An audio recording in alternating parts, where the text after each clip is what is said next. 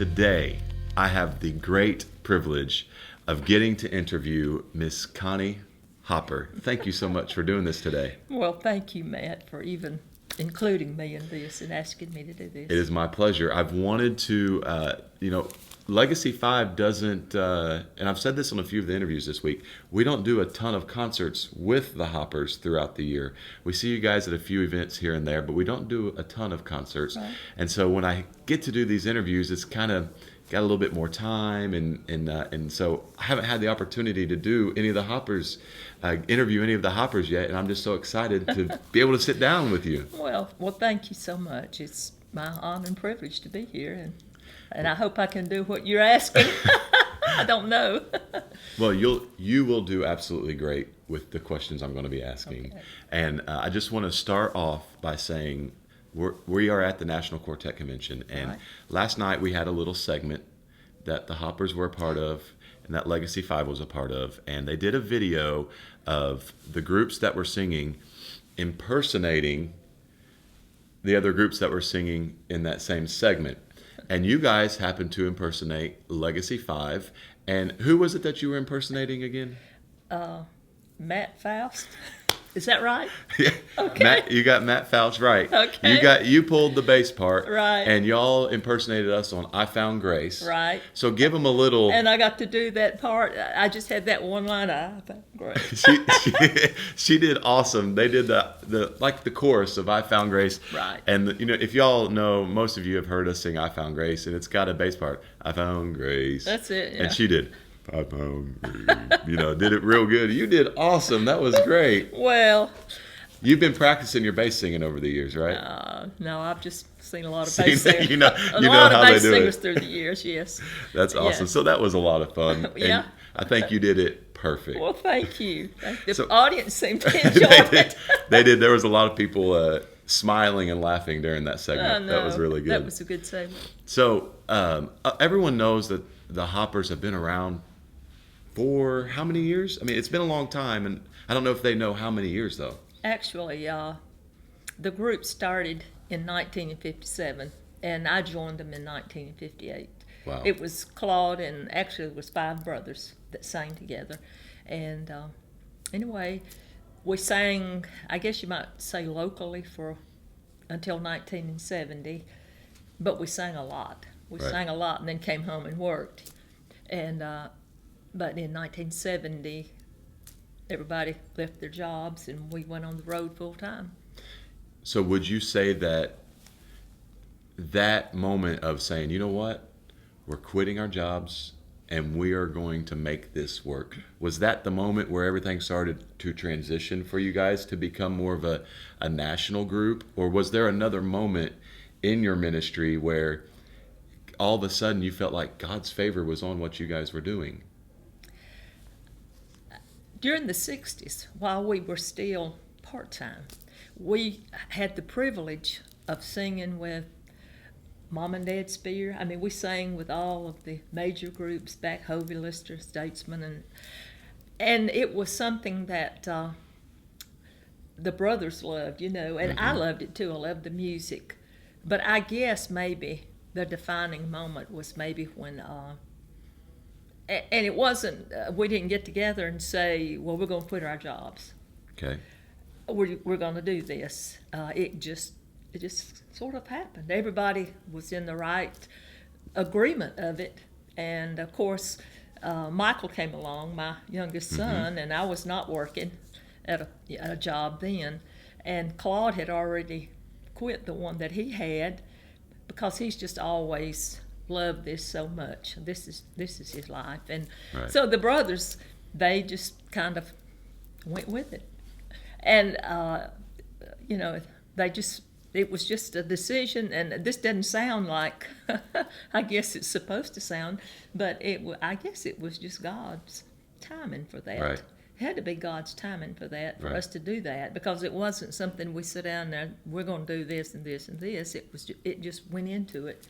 And we kept going with it, and we're still going with it. Yeah, and so 57 until, right now we're in 2016 at Quartet Convention. Yep. So that's how many How many years I is don't that? know. It's a lot. They say it'll be 60 years next year. Wow. But Any big plans for 60th year?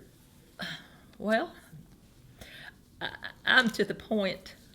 I have people that come by the table every night here and say, "Where are you going to be next? Are you going to be in this? You're going to be in Minnesota? You're going to be here or there?" I don't have a clue. I know where we're going to be until Monday because we're going to be at Dollywood Sunday and Monday, Gotcha. and then we're going home. And So- after that, I have not a clue. You just tell those people, y'all know my schedule better than I know my Exactly, schedule. and You've some seen people it. do. Yeah, Some they people truly actually do. come up and tell me, "You're going to be so and so," and I'll say, "Okay, I'll see you Now, there." isn't it funny when someone comes up to the table and says, "Are you going to be in? Let's just start. Are you going to be in Dayton, Ohio, in November?" And you're like, "Well, I'm not sure." And they said, "I know you're going to be there. I saw it on your website." It's like, Right. Then why are you asking me? You know the answer to that question. Why are you asking me? There's some that know our schedule better than we do. Absolutely. They are. Miss Connie, tell the folks just how proud you are to sing with your family, night in and night out, across the country, and just what kind of the feeling you get when you stand back and look. I got my husband with me, I got my sons on stage, grandkids, daughter-in-law. I mean, what does that really feel like? It's wonderful, and because it's always been family. And I'm going to be honest. And Yes, please do. sometimes I don't ever want to take it for granted. Yeah. Because sometimes you can do that. You've got your family there. And we get on the bus every week, and you say, "Well, we're all going to get on the bus and go this coming week." But no, in the last few years, I'm so proud. I'm proud of Dean and Michael and Kim, and now Carly's coming along and doing well, and I'm really, I'm proud for them, and I can, in myself, I know that, I'm not the young person that I used to be, so I don't know, how many years I can do this, Right. but I feel like if they want to go on with this, then I can see that happening, and that makes Yeah. me real proud. That's awesome. You guys have been through a lot in the last couple years. Yeah. And what piece of advice, when someone comes to you guys or to you personally and says, "Hey, I'm kind of going through right now what you went through," what verse or what piece of advice do you give them, or what verse did you cling to, or truth from God's word did you cling to during that time to say, you can get through it? I did, and this is how I did it. Well, God has given me scriptures. Even before any of that came along. See, my first bout was like 36 years ago, I guess, when the boys were younger. And I knew that in my mind, this is where Satan defeats us. Mm-hmm. And this is where he'd come to me and say, "You're not going to be okay." Absolutely. And I would think of that scripture, "Submit yourself to God and resist the devil, and he will have to flee from you." Amen. That's And a I good used to sit in my bed, and I'd clench my fist, and I would claim that. But it also, I would get the scriptures, "All things are possible with God." I don't know, it was just like, and I was on the bus a lot, and that first time I was only off the road about 6 weeks. But I'll just tell you the little story about that. Yeah, go ahead. I had a lot of people, and I'm going to say this, and a lot of people would come and tell me things that Satan would use. Yeah. And so I tell people, if you can't say something positive to a person that's Absolutely. going through a situation, then just smile at them and hug their neck. Don't tell them what happened. And there's been people that's been through more things than I have, but see, Satan used that. But I'll tell you this, we were in a big auditorium in Indiana, and they called and wanted to know if I was coming, and I went. And I was still battling this, and I had this little plan in my mind that I was going to tell Claude that the doctor told me I'd have to leave the road. And I was going to tell him that. But I was getting scripture together for a Christmas album. And I was reading, and we were going to do "Holy is Thy Name." And I read that scripture, "Wherefore God hath highly exalted him and given him a name which is above every name, Mm-hmm. that at the feet of Jesus we're all going to bow." And something, it wasn't an audible voice, but something said, turn to the 103rd Psalm. And I turned over there and I read, bless the Lord, O my soul, and all that's within me. Bless his holy name. Bless the Lord, O my soul. And then I made it personal. For he hath forgiven mine iniquities, and he hath healed my diseases. Yeah. Wow. And right there in that big auditorium, I forgot about quitting. And I went on stage. I was a different person. That's just in the hospital. This morning, Mark Trammell preached on peace. Well, I got that peace. But then all these other things people put in my mind, it dealt with that peace, you know. Wow. But I know that peace that I knew if God chose to take me on or leave me here, it was going to be okay. But then the part with that psalm, though, that was after that. But anyway, I've been going since then, and I just encourage people. I don't ever. Right. I'm not going to give them a negative. I'm Right. going to give them a positive scripture. Right. And that's, that's part of what we do. Exactly. Because every night, we don't know what someone is facing when they're right. sitting there. So we want to come in, and even though we may be struggling with something ourselves, or we may have had a bad day, or we may have gotten some bad news, we want to try our best to get up there and say, look, the good news is, Right. and present them with the Exactly. good news and try to encourage them so that when they go out, they got a smile on their face and they're like, okay, I'm going out and I'm facing something, but I can face it because greater is he that is in me than he that is in this Exactly. world. And he can give me a peace that passes any earthly understanding. Exactly. So that is such a valuable point and thing of what we do. Absolutely. I like to put it this way too. I mean, I experienced the peace that just came to me, but then through that scripture, I like to say, when the living word comes, he brings the written word alive, and it does something in our lives. Oh, that's very good. I hope you guys are taking notes, because this is good to help you with your everyday walk. Give me your most embarrassing moment. My most Or should I ask one of your kids maybe in an interview It sometime might on be. that one? That would be better. I've said some things probably on stage that was very embarrassing. Just something that comes to my mind, and this was back when PTL was. We were going down there to sing, and we got there early one morning for a morning thing, and they said, okay, you clean up over here, but nobody ever showed us. And finally, when it was time for us to sing, the lady that was in our group with me, we didn't even get to fix our hair. We fixed it in front, but we didn't fix it behind. And it looked really bad.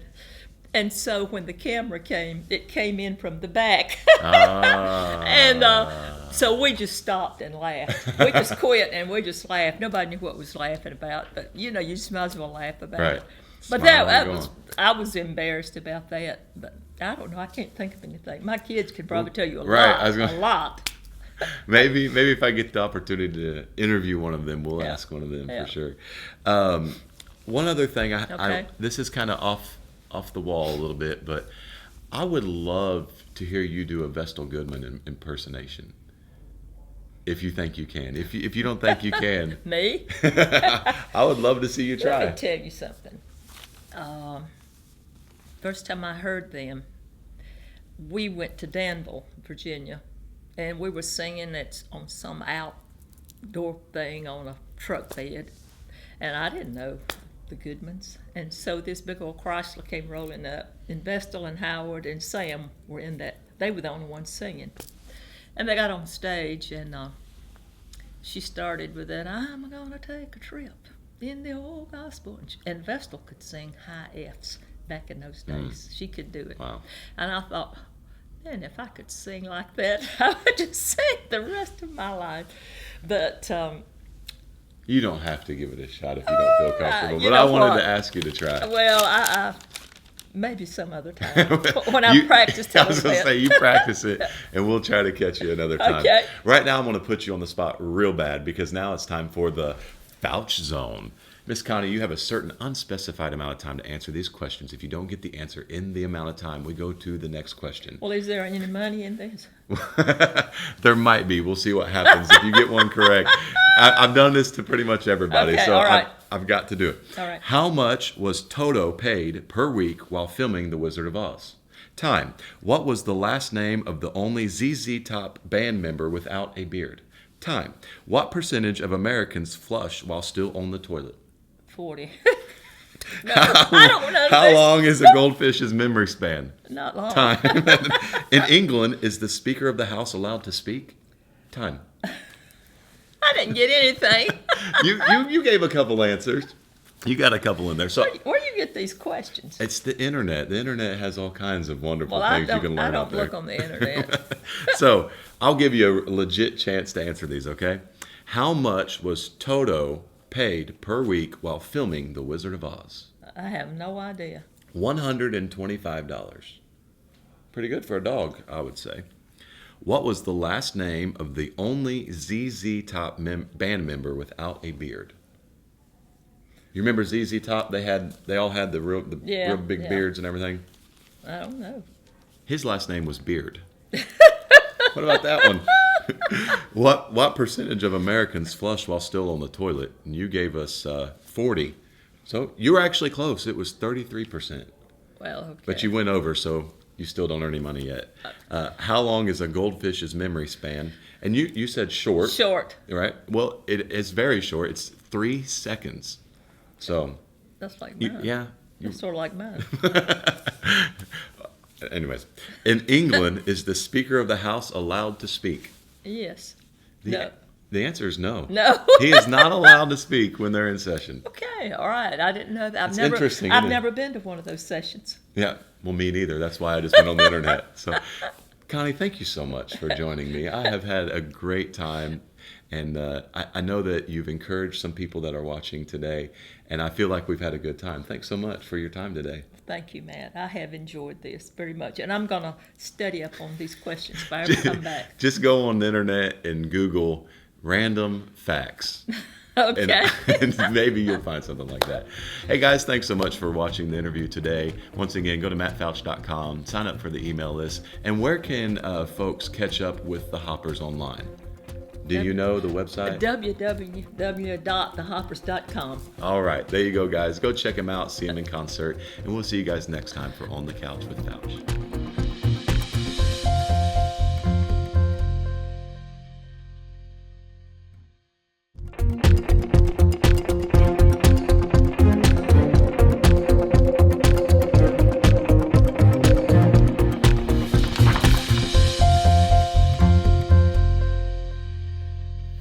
Hey guys, welcome to another episode of On the Couch with Fouch. Thank you so much for tuning in. This is the interview series with your favorite Southern gospel music artists. This week we are at the National Quartet Convention, and I'm trying to get all of the interviews in this week because this is the one week of the year where we all come together with a lot of the different groups, and so I actually get the chance to sit down with these artists and ask the questions that you guys have submitted. Now, those of you that are watching on Facebook, please like, comment, share. If you're watching on YouTube, please subscribe. And if you have a chance, go to onthecouchwithfouch.com, enter your email address so that you get all of the interviews when they come out, and you're the first one that get to watch them every month. Now, I have a very, very, very special privilege to have Claude Hopper with me. Now, Claude, this week is probably your most busy week of the entire year, I would assume. Yes, it is. And so to have you with me for this interview is a great privilege. Thank you for taking time out of your schedule to do this. I really do appreciate it. Thank you so much. My pleasure. I'm glad to have you here. These people that are watching, they know you. They've seen you over the years. And when I asked the people what they wanted to know from you, a lot of them asked about some type of a family question, a musical career question, something like that. So right off the bat, the first question is from Kirk Hove. Thank you for your question, Kirk. And he would like to know, how did your career start and how many years have you been singing? My career started in 1956 at Reynolds Auditorium, Winston-Salem, North Carolina. I heard the Statesmen, the Blackwood Brothers, and the Homeland Harmony, and also the Spear Family. I'll first say this, that Jesus changed my life as a teenager. My Amen. mother used to get us up early on a Sunday morning, and my dad did not go to church, but she sent us to church, and we walked 3 miles. I'm not taking this up, making this up. We walked 3 miles to church. In the summer, we went to Bible school. We walked there, and we walked home. And Jesus changed my life as a teenager. But in 1956, Dad Spear sung a song I'll never forget as long as I live. He's walking across the stage in Reynolds Auditorium, running his hand through his white hair. He was singing, "I'm bound for that city." I'll never forget that. I'm a conservative Baptist, and we Baptists, we don't lift our hands for nothing unless we're going to vote on something. And I began to lift my hands. I really did. And I was dating another girl that night. And then I began to cry. I even shouted. And I haven't seen that girl since. But I went back home in 1957. I started a group called the Hopper Brothers, and with 5 brothers. And then in 1958, Connie joined our group. And she has made me what I am today. I've just kind of been in her shadow. But I made a goal when I went full-time in gospel music to be involved in every facet of gospel music. I want to be involved in everything about gospel music. And You love it. then I got involved with the National Quartet Convention. In 1964, in Memphis, Tennessee, my brothers and I entered the contest. We won that year. And it kind of escalated our career some. And then years later, Mr. J.G. Whitfield said to me in Nashville, he said, "Let me sell you the National Quartet Convention." And I said, he called his wife Mama. Her name was Hazel. And I said, "I'll tell you what you need to do. You need to go talk to Mama." And he called me. And he called me the next week. First man I called was Rex Nealon. Let's buy this National Quartet Convention. Then after that came Glenn Payne. Then it came Don Shoemaker, Michael Burke, and Les Beasley, and myself. We bought the convention from him. And he was a stockholder, still a stockholder. Then later, make a long story short, we bought him out. And this is 60 years of the National Quartet Convention. It is. And this is 60 years, we're celebrating 60 years in gospel music. So this year it's a milestone, I'm telling you. Absolutely. And I see, a gentleman told me last night, he and his wife said, we drove 4,200 miles from Vancouver to be at the convention. I said, for one night? He said, no, the whole week. We see people here from Brazil. We see people here from the Netherlands. We see people here from Norway. And I noticed this year we've had the generations younger. You think of gospel music as an older generation. But I'm beginning to see the new generation coming on. And I contribute that to, we have some wonderful young gospel singers in gospel music. We do. And so that's been my life. I eat and drink gospel music. People say, when are you going to retire? I said, I don't want nothing. I don't need nothing. I can live off the interest of what I owe. That's great. I mean, you have so many great memories and so many great stories to share of the 60 years that you guys are celebrating as the Hoppers. Yes. And 60 years, and a lot of those years being involved with NQC. And that is just such a rich, rich heritage. Mm-hmm. I would love for you to share with these folks that are watching your favorite memory of NQC. If you could pick one, and I'm sure there are dozens that you go to. My favorite memory is when my brothers and I won the contest in 1964 at the National Quartet Convention. Then another memory is when we got Song of the Year, Here I Am, written by Sylvia Green. And then the most outstanding thing happened. We did Shouting Time in the studio with Bill Gaither on the homecoming videos. He did not. He videoed that, but he called me and he said, "Look, I want to do this at the Georgia Dome in Atlanta. It's 45,000 people there." And I said, "Bill, I'm already booked for that date for singing in the Smokies." He said, "I just need you a half a day." So we went down and we did Shouting Time, 45,000 people. We did it 6 times. My son had left the drums, and Kim hung the note till she held on to the note. Yeah. And he got back to the drums, and we did it 6 times there. The next thing, I'll never forget, we did Stepping on the Clouds in Ireland. It's up on top of a castle there, and we did Stepping on the Clouds, and we were literally in the clouds. And then the next thing we did was Jerusalem in Jerusalem. And I'm telling you, the night we rehearsed it, we couldn't compose ourselves. And I said to my family, sure. we have got to make this good and do Jerusalem in Jerusalem. I've seen that video. Highlight of our life too. There's been so many wonderful things that's happened, and God has blessed us. You know, I say this, and I don't want to give him no credit, but the devil has tried to attack our group the last 3 years. But you know what? God has blessed us even more than he's tried to attack us.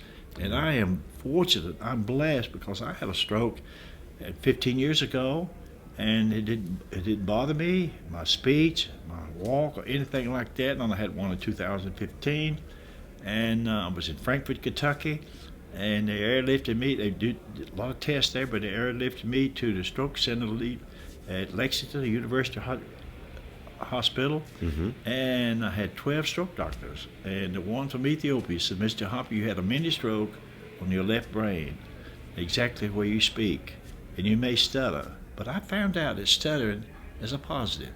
People will listen to you closely if you stutter.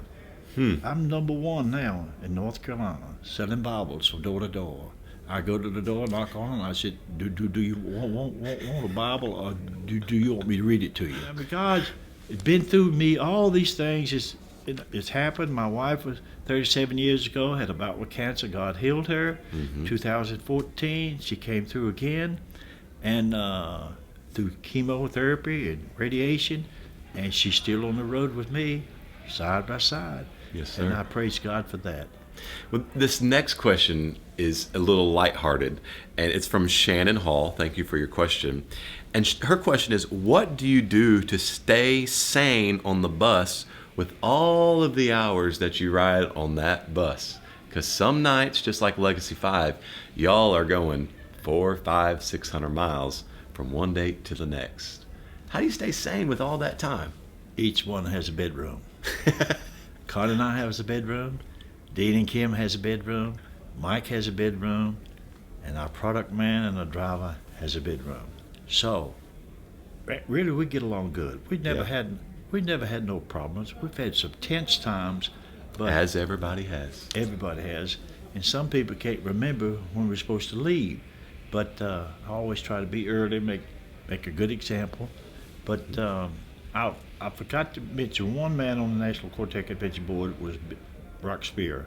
He was a great man of God, and I'll always remember him. And he was part of the convention too. But we've got along good. Connie and I been married 56 years. Praise God. Never had no words or nothing. I was at Fort Leonard Wood, Missouri when I did my basic training, and I got on a leave of absence after my basic training, and I was engaged, and I was homesick. I was lovesick. You put those two sicknesses together, it's awful. But I couldn't wait to get home to marry Connie. I walked by my dad. He was kind of old man then. I said, "Dad, I got a half a mind to marry Connie." He said, "Son, that's all you need is a half a mind." So, and you've never forgot that. Never forgot it. That is good. But he also said something else profound. My dad lived to be 100, but at the age of 99, he said to me, "Claude, son, whatever you're going to do and wherever you're going to go in life, do it now because life is short." Yeah. I'm a long way from 99, but I say this, God could have took me home 2015. He could have. But on that helicopter ride, I said, Lord, give me a few more days to go. And it reminds me of what Isaiah said to Hezekiah. God said, you tell Hezekiah he's going to die. And Hezekiah turned his face to the wall and began to weep. He said, Lord, I've always served you. I've been with you. I've done everything you asked me to do. I wish I had that kind of testimony. Mm-hmm. And he said, would you give me some more years? And before Isaiah got back, God spoke to Isaiah and said, you go back and tell Hezekiah I'm going to give him 15 more years. Based on that, I'll be here till I'm 95. Praise God. Amen. So God's been good to Amen. me and our family. Amen. We are very blessed people, are we not? Amen. And that phone ringing was actually your phone, I believe. Yes. Was that? Yeah, it was your phone. So I'm sure that's Connie calling you saying, get back to the booth. I'm hungry. Let's go get dinner. So I just want to say thank you so much. You better listen to your wife. Thank you so much, Claude. I appreciate you joining me. Really, I do, because like I said earlier, I know this is a very busy week for you. For you to take time out, share those stories, share those wonderful memories with me and these people watching, I do very much appreciate it. And I know these folks do too. Tell the folks where they can find out more about NQC and the Hoppers, and they can catch up with you. If you want to know anything about the Hoppers, just go to www.thehoppers.com. I'm not on Facebook. I got 3 followers. That's 2 policemen and Connie. So it will do no good to Facebook me. But you can find out everything about the National Quartet Convention by going to our webpage. Ask any questions you want about the convention. You got any complaints, you got any comments or compliments, we'll receive them. God bless you for listening and laughing with this stuttering man. Thanks for watching, guys. I hope you have a great day. Thank you, brother. Who was that called me?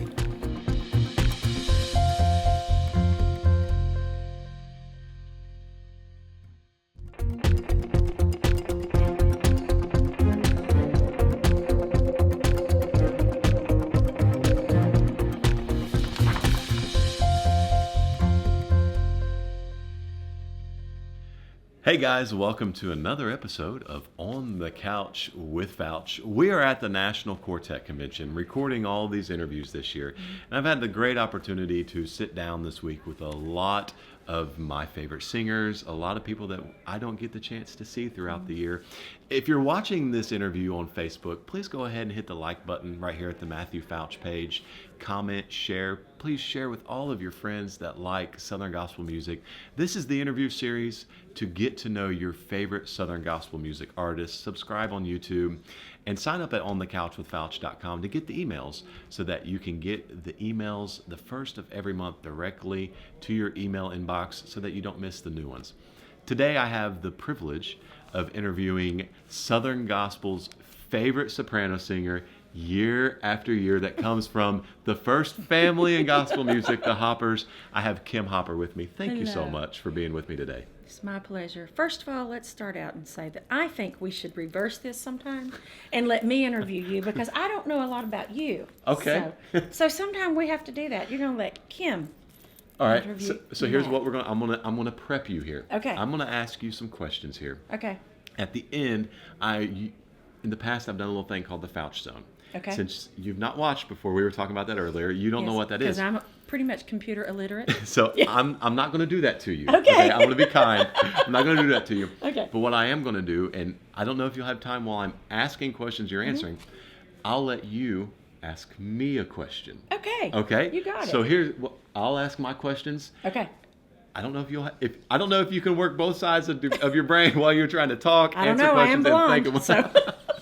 So right off the bat, most of the questions focused on your family, and the rich legacy and heritage that you guys have had in gospel music. So before that, you were into gospel music, and things were happening before the Hoppers. I was going to say, I've got 2 musical families, Right. not just one. So talk about your musical journey as Kim. Okay. And what all of that entails. That's a whole lot. It does. Okay. Try to condense it, because I know it could be a book. I will. First of all, my dad was a piano player, and he would fill in for even groups like Oak Ridge Boys at one time, just for a night and helping out with different artists. And he had 3 little kids, who we just would sit around and sing all the time, and he realized that we could sing harmony when we were young. And he would work with the boys a little bit on the baritone part, which, is a little harder than the lead and maybe the alto. I don't hear it. I don't hear it. If you can, kudos to you. Yeah, it's a hard part. It is. And he would work with us, and so then he started taking us and letting us open up for these groups that he would play for. And he had little quartets that he played for all the time around home, and so it just grew from that. But I was, I think, maybe 5 or 6, and Tony was just a year younger than me, and then my brother Tim was 3 years older. So we were just children when we started. So you know what? I've actually been doing this almost 40 years. And give these folks, just by chance, they don't know the last name. Oh, Give them the last name. Yes, I was a Green. You were I was a a Green. Green. Tim I and had Tony. Tim and Tony Kim Green. Yes, yes. And my sweet baby brother has gone on to be with the Lord now, and Tim is still traveling with a couple guys, and he's going by the Greens again. But you know what? We traveled and sang, and it just grew and grew. And I remember I was sitting in church with my grandmother, who was an alto singer, and I was trying to learn these harmony parts, and she would sit next to me, and if I didn't sing them right, she'd swat me on the knee. It was not right. And boy, I learned real quick that either I was going to get swatted or I was going to learn that alto part. So I picked up on those harmonies very quickly in life. And I was also, get this, after high school, I went to cosmetology school and got my license at a very young Really? age. I did. I didn't know that. Yes, and I still keep my license. So what would you do? I'm kidding. Hey, you I'm can't mess kidding. with What perfection. would you do with this? You can't mess with perfection here. Right. I think you look great. Thanks. Yes. And so I would work in a salon 3 days a week, Monday, Tuesday, and Wednesday, and then I would sing on weekends. So I've been working Wow. like full time since I was like 16 years old. Very good. And then as my brothers and I continued to sing and got some hits and things were going well, and I met Dean. When actually I met him the first time when I was 12, and I had a big crush on him. He was 17, but he wasn't interested in a 12-year-old, which thank God at that Thank time. goodness. Yes, and we met when we opened up for them, and I met the Hoppers. I had seen them on Gospel Singing Jubilee, saw Connie and her beehives, and I thought she was the most beautiful woman. And here she is, my mother-in-law. But we became just good friends when I was about 18 or 19, and then we started dating, and we'd only dated 3 months, and we got engaged. Wow. So he knew a good thing That when was he saw quick. it. Don't let it pass you by. No, don't let it. And we got married in about 8 months after that, and I traveled with my family for another year, and we were on separate buses, and that was a real difficult thing as newlyweds. Yeah. So finally I said, boys, we need to find somebody, and that's when we brought in Amy Lambert, and I left and joined the Hoppers, and that's been almost 28 years ago. Wow. Yes. Time has flown. Yes, it has. Yes, it has. I'm going to ask you this. Sure. What would you say was your favorite memory of that time with the Greens? Oh, there were a lot of them, but we did a 10th anniversary live DVD, and as far as the musical part of what we did, that DVD, which back then was video, and that was right before I was getting ready to leave, and that's when we had the song When I Knelt the Blood Fell. Yes, and that was on that video and CD. Cassette, excuse me, it was cassette then. Yes. Cassette and VHS. Yes, it was. It was. And that was just a memorable night. We had a live band that we brought some guys in from Nashville, and the boys knew that I was getting ready to leave. And it was very emotional, but it was good. And we had the song Miracle in Me, and that was produced by Roger Bennett, and we were on a record company with Roger Bennett, and Eldridge Fox owned the record label, and Anthony Berger played piano on There's a Miracle in Me. Wow. So we had some wonderful experiences as kids, and we would open up for the cathedrals and just a lot of groups even back then. We were just children, didn't know what we were doing, Yeah. but People God were had loving your music, well, loving your singing, God had a plan, and opening doors. Yes. And then through the years after I left, the Greens got Amy Lambert and then a couple other girls, and then Taranda came in, and then Tony married her. He thought that's the only way I'm going to keep a soprano singer is to marry one. So Keep it in the family. Yes, now we keeping gotta it in the make sure. family. That's it.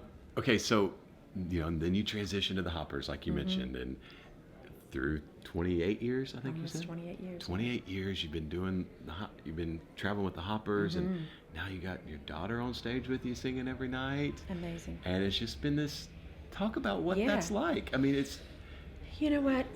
it's a journey, I'm It sure. is a journey, because I'm still mom, and, Yeah. and she's my daughter, and we may be business partners up on that stage. But I mean, before we go in, it's like, Carly, you're late, you're running late, and Mom, do my hair, pick out my, and I'm not picking it. I mean, we argue like moms and daughters do. Right. And then you stand up there, but I know that this is what we're supposed to be doing. Carly was one when she was little. She was pretty much, I'm never going to do that. Yeah. I've seen my mom and dad travel all these years. I'm not going to travel on a bus. I want to go to college, and she's an English major, and she loves to write. She's an amazing writer, and everything that comes out of the Hopper's office, any biographies, anything, she writes. And she's written some stuff for Singing You. She's written for Miss Gaither. She's written in the Homecoming magazine. She did some stuff in the Homecoming Bible that they put out. She's a fantastic writer. But she said, I'll never sing and do all this. Well, she had, unfortunately, she had a really bad seizure a few years ago. And she couldn't drive. She couldn't do anything. In our state, you can't drive for a period of time after a seizure. And it was a 5-minute grand mal seizure. It was bad. Wow. And so we had to pull her out of college at that time. And I said, I'm going to keep her on the bus so that I can watch her and make sure she's always okay. And that's about the same time that Miss Connie went through a second bout of cancer. And so Carly just stepped in and started filling in for her grandmother. And it was all a God thing. Yeah. I mean, I know that the seizure was awful, and I know Connie's issue, that was terrible. But God had all that planned. You know what I've learned more than anything else is that nothing takes him by surprise. Amen. And so he had Carly to come in, and through this experience, she always, even though she was, I'm not going to do this, she still always respected the heritage that she had in this business. And now even more, she wants to honor her grandmother. And she says, Mom, honestly, in a lot of ways, being on the stage with you guys really kind of saved me. Just some things that she was going through in life. So, God knew exactly what he was doing. Right. So don't ever take anything for granted, because every little step is your journey, and he knows what he's doing, and it's woven in and out, through the years of life, but he's got it all covered. Yeah. And he knows what he's doing, but boy, it gets scary at times. Right. So, Absolutely. And y'all have been through a lot. Yeah, and we so have. For you to say that and have that testimony really, I'm sure it means a lot to a lot of people that are facing some of the similar things Well, or I hard hope things so. as well. I hope so, So- because we just experienced a lot of kind of crazy things that happened all at once. But there again, I can see God's hand in everything. And I think he, honestly, with what my husband's been through, he's had 10 strokes since December.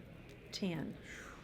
And he's still walking and talking. But here's what I found out. God spared him.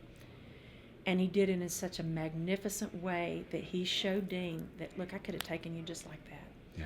And he chose to leave him here. He has got more of a passion than he's ever had.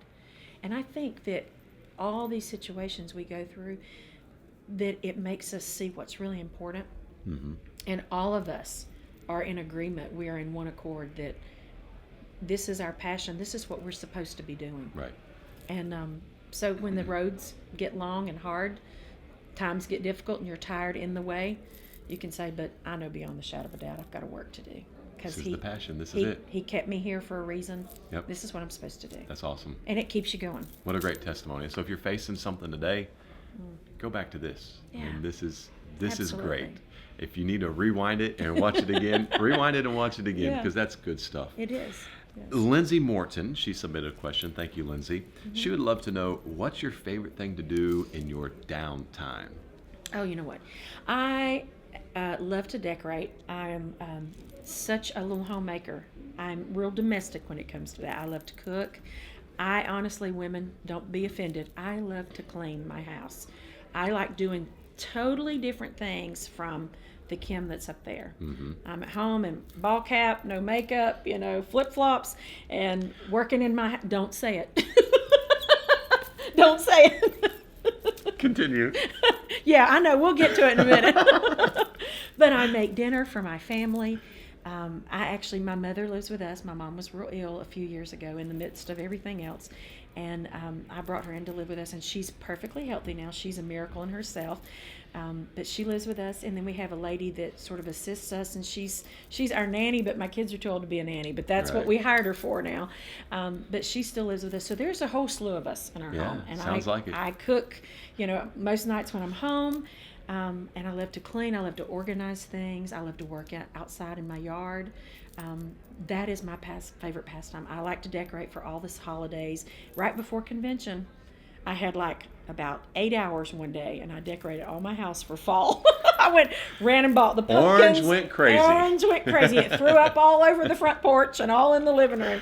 Orange and brown and all that. Yes, and I put all of my little scarecrows and things out, and all my pumpkin stuff, and I love it. That brings me so much joy. Right. It really does. Flip-flops. Flip.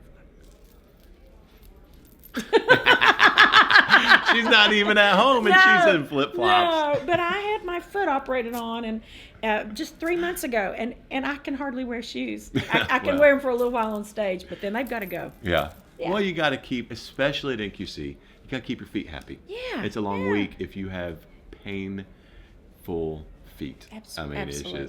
It's just not going to happen if you No. can't walk around. If your feet hurt, you hurt all over. You're out. You're You're done. out. Yep. So Okay, I'm the so flip-flop queen this week. I got okay? one more question, and then Sure. we'll get to what I mentioned earlier. Okay. Andy Good would like to know, thank you for your question, Andy.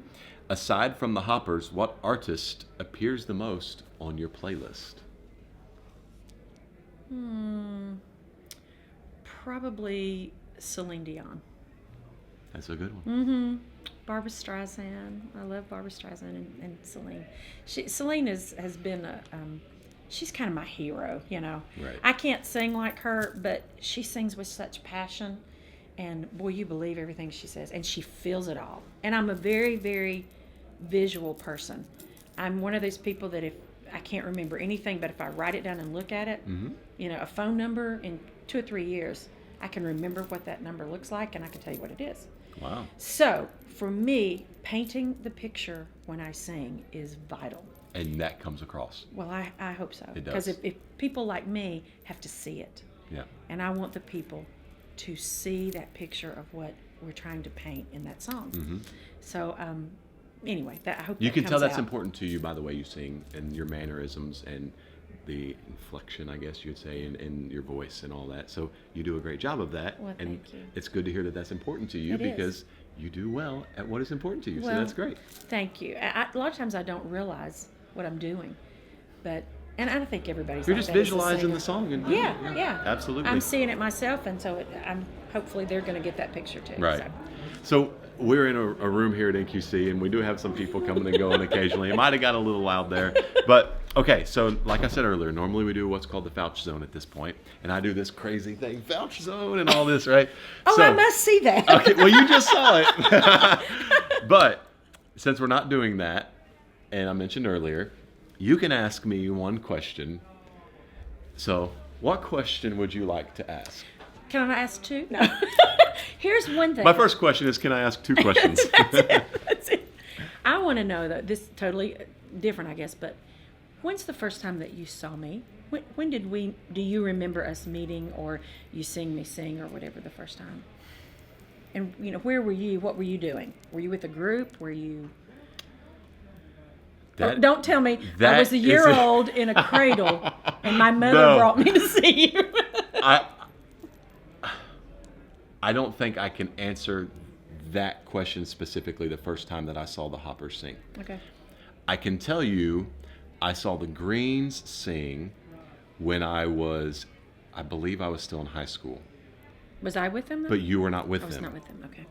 It was like Taranda's right at the beginning of when she Okay. had joined them. I do remember that. I don't remember the first time I heard the Hoppers sing. I'll tell you this.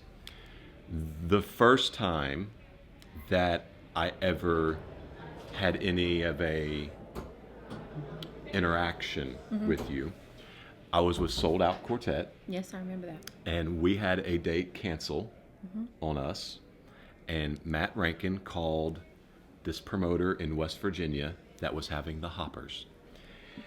And the promoter, I don't know if they called you guys and asked if we could come and open, or I don't know how all the details worked out, but they agreed, the promoter, you guys, whatever, agreed to let us come and sing that night for sales. Because it was a promoted thing. It was for you guys. It was, it was the day before. We're calling, hey, we got this cancellation. We're going to be in the area. Can we just come open up for sales? Sure. And they let us come and do it. And that night, at the end of the night, you wrote a check. I didn't mean for you to talk about I know, but I'm not saying it, telling the story to say, well, you gave us money, so whatever. But I can't really put into words what that meant, because when you are in a group and you have a cancellation and you go somewhere for sales only, Yeah. and you don't sell a whole lot, but yet someone comes along and says, I'm so sorry, I've been in that position before. Absolutely. I know what that feels like. It's not a $10,000 check, Right. but here's a little something to help you, and you write a check, and like I said, it's not the amount, but it was the heart that we felt when you gave that check. That was the first interaction, and so I don't know if I've ever expressed, I think I have, I've told you before, You did. but just thankfulness for that, because that means so much. When you do a small gesture like that maybe is small to you, but it can mean the world to that person in that moment. See, I know that. And I know you didn't ask Right. that to get that story, but that is my first Well, interaction that I remember. Here, let me say to the people here, there was a sweet lady, and I wasn't going to say her, but I am going to say her name. When we were with the Greens and just a kid, and we struggled financially all the time. I mean, we were trying to get started, and we were singing a concert one night, and Debbie just laid on her heart, and Debbie Talley walked up and gave me a $100 bill, and she was singing with the Tallies, and she said, I don't know why, but you might need this. And I said, Debbie, I don't want it. She said, no, give this to your family. And she said, pass it along one day. Pass it along through life. So you know what? I don't care if it's $5. If the Lord lays it on your heart, not necessarily in an offering in a church, but somebody that you see that you just think maybe they're struggling a little bit in one way or another, whether it's an encouraging word or if it's a $5 bill or a $10 bill, and say, hey, hope this blesses you. And then tell them, now pass this along when you can. Yeah. Because that will continue to do so and keep blessing others. And that's what I did that night. That Just feeling, passed it along. that feeling of a random act of kindness is just, you go through the drive-through at wherever, and someone in front of you pays for your meal. Yes. It's a $5 meal. It's an $8 meal. It's a $1 soda you're going to purchase, Yeah. whatever. Yeah. But when they say the car in front of you paid for your drink or paid for your meal, it's like, it's almost like your spirit and humanity is renewed. Right. Exactly. And so I couldn't agree more. When God lays something on your heart, whatever it is, follow through. However little, big it is, Yep. follow through with it, because you just do not know what that random Yes. act of kindness, generosity. My father-in-law has a thing called Cool Kids Ministry, so he calls it random act of coolness. Oh, that's great. So whatever it is, that random act could mean the world to somebody. Yeah. And so, yeah. Great question for Hey, me. Well, I'm so Very glad. good. I'm so glad. You know what? I have really think I'm getting to know you a little bit, and I love your heart. Thank you. I love what you're doing here. I know this takes a lot of time, out of your schedule, and people need to hear this stuff because you're right. A lot of times interviews are, what's your new single, and give us your website. Right. But hey, I want to know somebody's heart. Again, Absolutely. the visual. I want to see that. Yep. And I think you're pretty cool. I think you're cool too. Thanks. Guys, Thanks. thank you so much for joining us. I hope that you've enjoyed this little behind the scenes kind of, in a way, look. What we try to do here is exactly what she's talking about. We try to just sit down with your favorite artists in gospel music, let them share their heart, let them share a little bit about themselves that sometimes doesn't get to come across from the stage, that you don't hear in the other interviews that Right. you get from Southern Gospel Music. And it's a video where you can see the passion in their face. You can hear the excitement in their voice about what they're talking about. That's what On the Couch with Fouch is about. Kim, tell them where they can catch up with the Hoppers and everything that you guys got going on. Yes, at www.thehoppers.com. You can go on our website. You can shop the Hoppers. You can check out videos of what we're doing, little excerpts here and there of concerts. You can find out about our product. You can find out about concert dates, anything you want to know. But come out and see us. We would love to see you, love to encourage you to love each other, stay true to one another, and pray for one another. Absolutely. Amen. And onthecouchwithfouch.com for all the interviews that we have going on here. Thanks for joining, and until next time, God bless you all. Thank you, Kim. You're welcome. God bless you.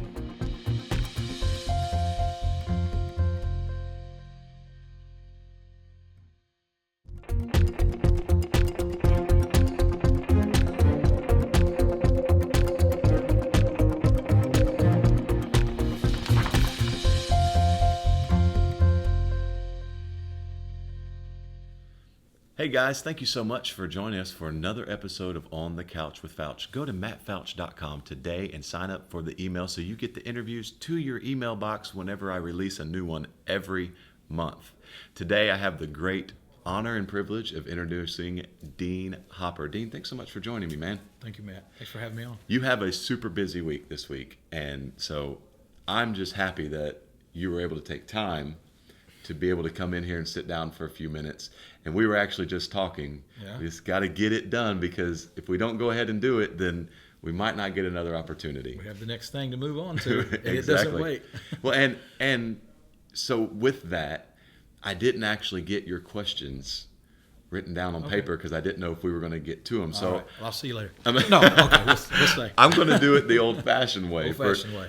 I have not done it this way since the first 4 or 5 interviews. So it's been like 3 years. So most of you that have been watching, you haven't seen me do it this way. But I'm going to just go to Facebook, and I've got the questions on here. I've pulled the page up. So I'm going to be scrolling through and just picking the questions from folks.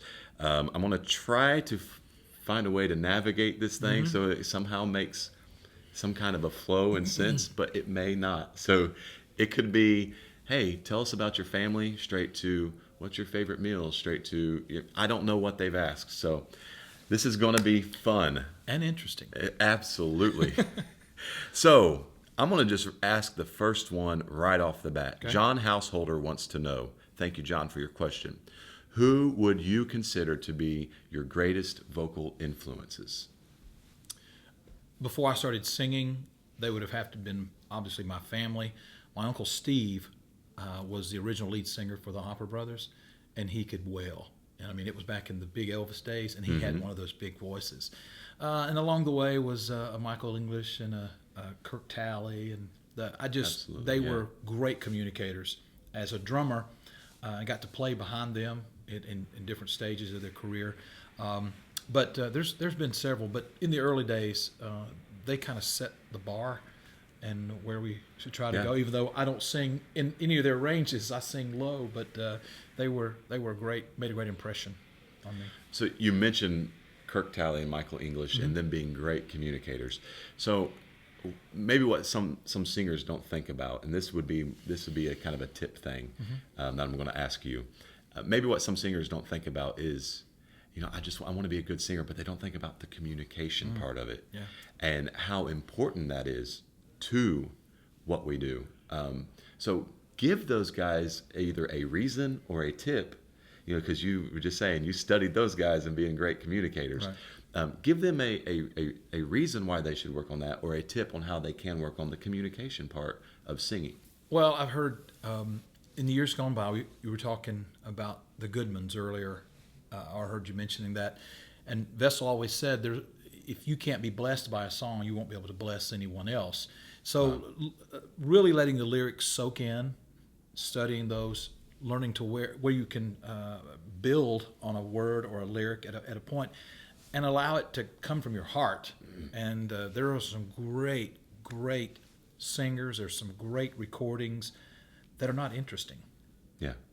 But there's some so-so, or maybe not the top shelf recording that are, wow, they're so interesting of how they put them together. So I would encourage to really study what you're singing and how you do it. And as talking about communicators, my mom has always been a really good communicator, speaking to the people, whether she spoke the word or sang it. Right. And I think it's very, very vital. And we learned that from ministers. We learned that from motivational speakers, where they put the emphasis and inflect their words stronger, emphasize. Yes, sir. I think it's a very vital part. Yeah, absolutely. It's very important in what we do. And honestly, communication is very important in every aspect of life. Absolutely. In your marriage, in your family, any career you have. And listen. So, yeah, listening and then being able to communicate. I mean, it's so important, and that does not change when you get on stage.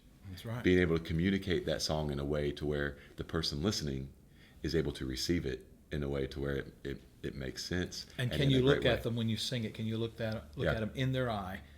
Not the same person, but through the audience. Can you look at them, or do you look across the top of their Yeah. heads?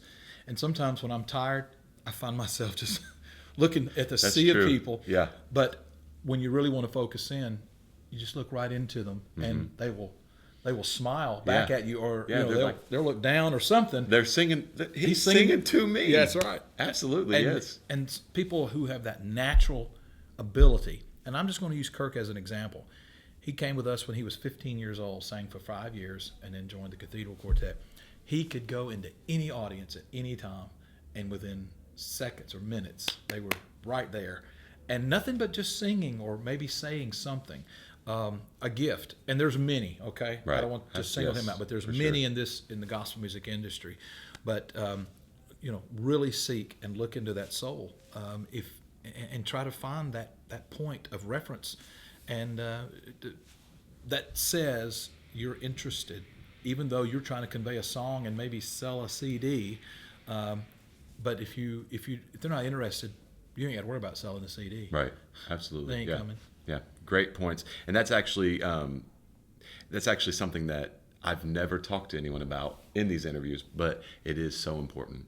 So I'm glad that you mentioned that, because then it got me thinking, hey, that's something that we definitely need to talk about, because it is. As a compliment to you, you command attention with just your voice. You have this incredible speaking voice, and the tone, the buzz is just right there, and you command attention pretty quick. Well, thank you. You have a very pleasant smile. Who's interviewing who here? Right. Well, you see, Dean, what I've been trying to do over these years is I've been. The next question comes from Wendy Joy, and you're with the Hoppers, and over the years I've heard people say the first family of gospel music and things like that. But Wendy Joy, her question is, what's it like having your daughter sing with you? Because for years you've sang with your mom and dad and your wife and your brother, but now you've got your daughter up there singing with you. And what is that emotion? What's that feeling like? Well, Carly's such a brilliant thinker. I mean, she's very creative. Her intelligence level, is off the chart most of the time. And some of the things that she'll do, I go, you're not that bright. But it's a different thing. It's what I'm trying to say. And as she has developed in the last couple of years, where she's had to sing to fill in for her grandmother because of my mom's sickness, being off the road, and she gladly stepped into that spot. It's been a thrill for me to know that, even though at times she was like, that's not what I want to do, Dad. I'm a writer. I'm an English major. I'm all this, she could do a lot of things, but yet it's ingrained in her heart, in her fiber so much that it comes out. You didn't want that to come out, did you, Carl? Right, you didn't want me to see that you were actually having fun, or you enjoyed that, or singing. And sometimes she don't have a lot of solo lines as of yet. But when she has one of those step outs, she really tries to put herself into it. And so it makes me feel really good. That's Helps me awesome. to see that, you were listening. You act like you weren't, but you were listening. Yeah. I was actually, and it's not about singing, but this is a life thing for those of you that are watching that have kids. And I was talking to Scott Fowler on the bus the other day, and he was talking about how, he said, man, if I can just encourage you in one way with your boys. My boys are 4 and 2 months right now. Wow. So he said, if I can encourage you in one way, start doing a devotion with them every night. He said, there are going to be nights when you think they're not listening. He said, but if you stay consistent and you do it every night, there will come a day when they will say, Dad, are we going to do our devotion tonight? Because all that time, when you didn't think they were listening, they were picking up what you were saying. And when you're putting that kind of stuff into their minds, and that's going to pay dividends in the future. And so just what you were just saying, you thought maybe you weren't listening, or I didn't think you were listening, whatever. Yeah. They are listening. They are paying attention. So that's why you stay consistent and stay faithful with the positive and spiritual things that you're trying to instill in them. And that's a lesson for me to take forward with my boys is stay consistent and keep doing the things that you're investing in them for spiritual rewards in the future for when they become the age of accountability and adults. So that made me think of that. That's something I wanted to share with people, because maybe they don't. Maybe you're a parent and you don't do that. Well, it's never too late to start. Start now, and just start instilling that into your kids. And if they roll their eyes, oh, we're going to do that, just do it anyway. Yeah. Their attention will change, and it will come right to where it needs to be. And like Matt said, eventually they'll start asking. They'll say, okay, can we continue our study of last night? Or and you may not be able to get to it every night. Right. You might for some reason, but it will make a difference. Right, absolutely. Brittany Norton, thank you for your question. She wants to know, if you were not singing, what would you be doing as a job? I was raised on a farm, and we tried at the old North Carolina crop, the tobacco, when I was just a little kid. And we were in Baltimore, Maryland singing, and called home. I was 7 years old. I was playing drums at a very early age, and loved traveling with my family. But one of our barns burnt down while we were gone. Dad came home, plowed it under, sowed it, bought cattle. So we've been a beef cattle farm for almost 40 years since they've lived there. And we probably got 100 head there now. Wow. So I would probably I would touch on the farm just a little bit. I'm not saying I would do that full time. I'm actually putting in an Anytime Fitness gym right now. Really? So we're just like days away from opening up. So where's that going to be, so we know where to stop when we're in town? And you come and get a key fob, and you can go to Anytime Fitness anywhere in the country. Winston-Salem, North Carolina, just right on the north side of the town off of Highway 52 and University Parkway. So go. If you live close, go get your membership. Take your key fob over there. That's get right. in there. Get it. Anytime Fitness. Give us a call. Now, is that where you work out? Well, I don't yet. It's not open. Everybody always used to ask me, do you work out? And I said, well, I did. Mine was I unloaded hay and put up fence whatever Dad told me to do. And I did a lot of work on the farm. But, I don't ever regret that. It teaches you discipline and responsibility. And you can't say, I'll do that tomorrow. Right. Or the cows are in the neighbor's yard. You know what I mean? You've got to look after it. Got to do it now. Do it now. They got to be fed. So what kind of smoothie bar are y'all going to have at Anytime Fitness? Because I love a good fruit smoothie. Well, you name it. Get your protein shake while you're here. I tell you what, once you have your listeners send in what they would like. Okay. And then we'll take hints from there, okay? Cool. And you're going to offer those that are watching, if you go to the Anytime Fitness on the north side of Winston-Salem, they're going to get a discount, right? That's right. We're going to give you a membership that will it's called the Grand Opening Membership, and it will stay consistent for the next 2 to 3 years. That's what we're offering over there. So great deal. Yeah. Normally it's $39.95. Okay. You can get it for $32 right now. Right now. Get it before we open. Call them.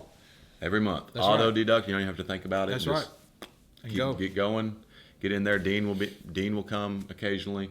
You ought to have a workout with Dean sessions. See, now you're being creative. Work out with Dean. Dean's going to be here. Dean and Kim or whoever. Yeah. I got to get you I'm going to write that down. I want a commission on whoever signs up for work that. out with Dean, and then we want you to call 336-813-2084, and Christy will get you signed up. Tell Christy you want to work out with Dean. Okay. Isaiah Graham wants to know, where do you get all your spectacular jackets? Oh, wow. A lot of the coats through the years I bought downtown Los Angeles at the Garment District. When we would go out for the West Coast convention and the Fan Fest out there, we always would either go a day or so early or stay a day afterwards. And even when we used to go out with the Gaither tour, we would always take that Saturday get down there early on Saturday morning, and it's a place called the Garment District. So I got a lot of coats there, but there's I have to say the ones that I have worn recently has come from our good buddy Sammy Mottsinger there in Winston, not far from Anytime Fitness Gym.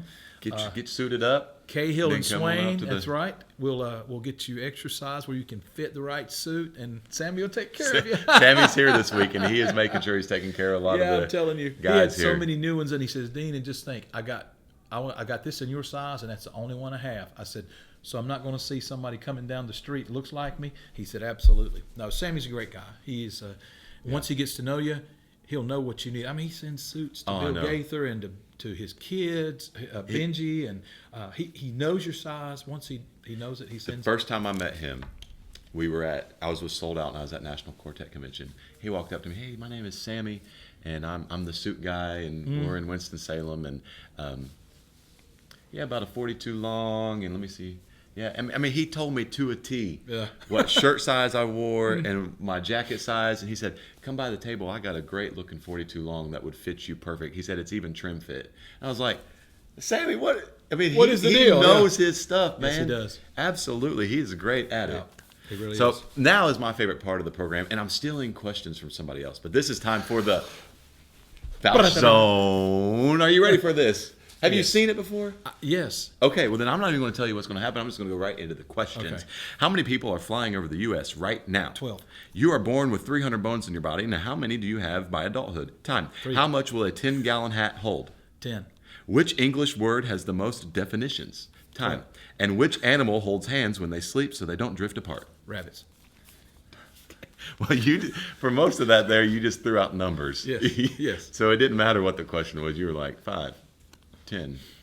Man, I was trying to process so fast as I could. Process. Go. Okay, so here's your chance. How many people are flying over the U.S. right now? And I'm 250,000. And I'm sure that depends on the time of day, but in the day, more than 60,000. So approximately 60,000. So 250 was maybe a little aggressive there. Maybe include the UK and some Maybe over the world. Yeah. You are born with 300 bones in your body, and how many do you have by adulthood? And your answer, I believe, was 12 or 10. It was 12. So the answer is 206. How much will a 10-gallon hat hold? And I know you said 10 because I think you just heard me say 10. Yeah. So you just said 10. Yeah. Well, no, that's a common. It holds probably what, a gallon? 3/4 of a gallon. Oh, yeah, close. Which English word has the most definitions? And I believe your answer was 12. So the word that has the most definitions is set. S-E-T. Set. And which animal holds hands when they sleep so they don't drift apart? Your answer was rabbits. And I don't know many rabbits that sleep in the water or on things that are in the water for drifting apart purposes. Are we talking about water? But I'm assuming. Is it a pond or is it a lake? I guess technically you could drift apart even not on water, but yes, on water. What? Go ahead and give a shot there. That holds hands, so they won't drift apart. Sea otters. Okay. So there you go. All right, sea otters. That's Now- interesting. Well, back to the 10-gallon hat. Yeah.